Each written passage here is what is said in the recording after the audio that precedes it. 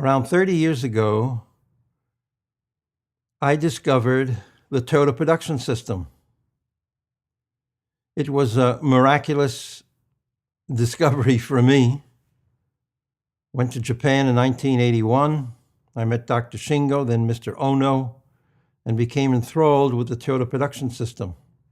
At first, I just found a bunch of tools. I found Kanban, I found single minute exchange of die, I found TPM, I found, Visual Factory, I found so many of what we call the lean tools. But the truth is I didn't get it. I didn't get it. Even though Toyota was so successful of what they were doing, I didn't really get it.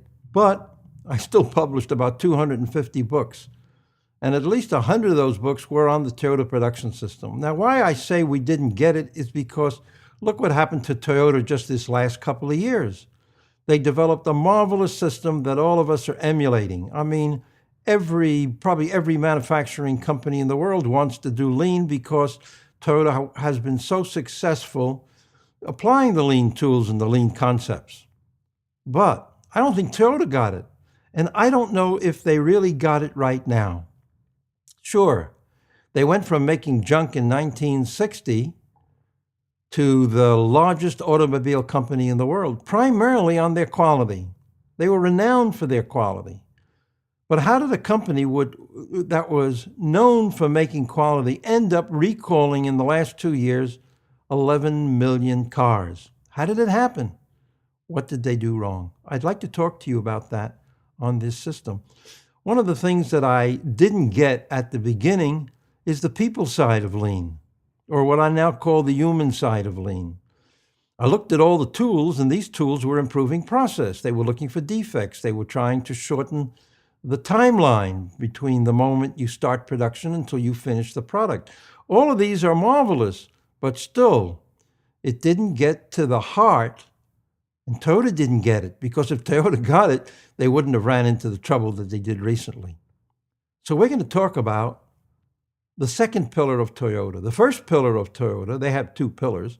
The first pillar of Toyota is what we said is called Toyota Production System, or just-in-time, or lean. The second pillar initially was called Jidoka.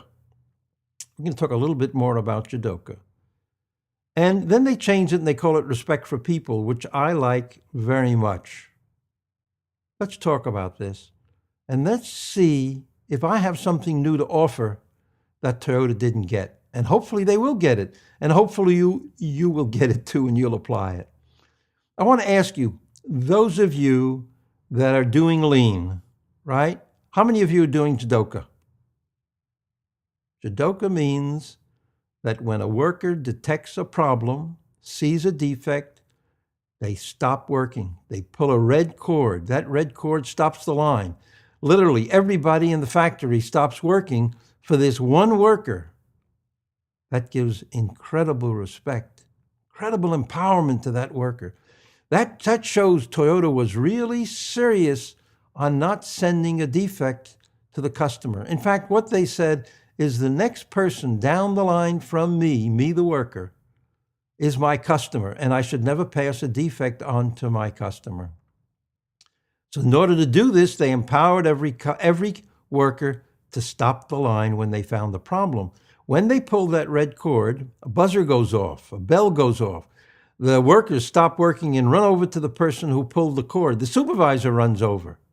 And the idea is to solve that problem, to get to the root cause of that problem immediately.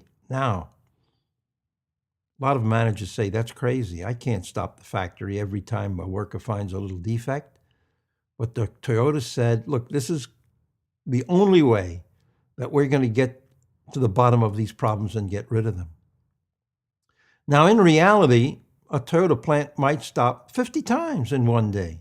And maybe they'll lose 10 or 15 minutes. And that's okay.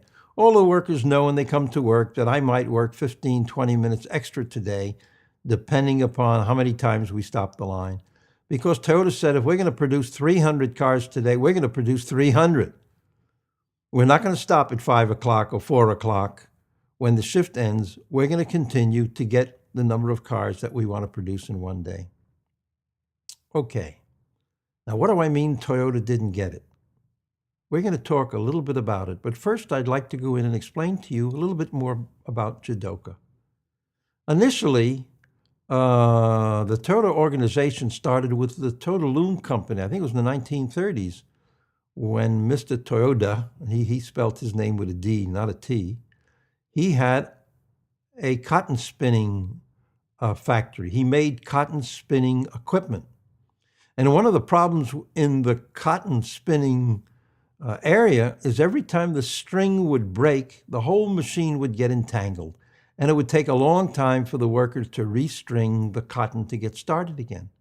To avoid that problem, Mr. Toyota established a mechanism that when the string would break, the machine would stop, so it wouldn't get entangled. He called that Jidoka. Jidoka is a Japanese word meaning automation, or automation with a human touch. In fact, they call it today automation. Giving it a new word is Jidoka. And that concept was carried forward by Toyota to eliminate any defect, not just a string broke, but any defect detected on the line.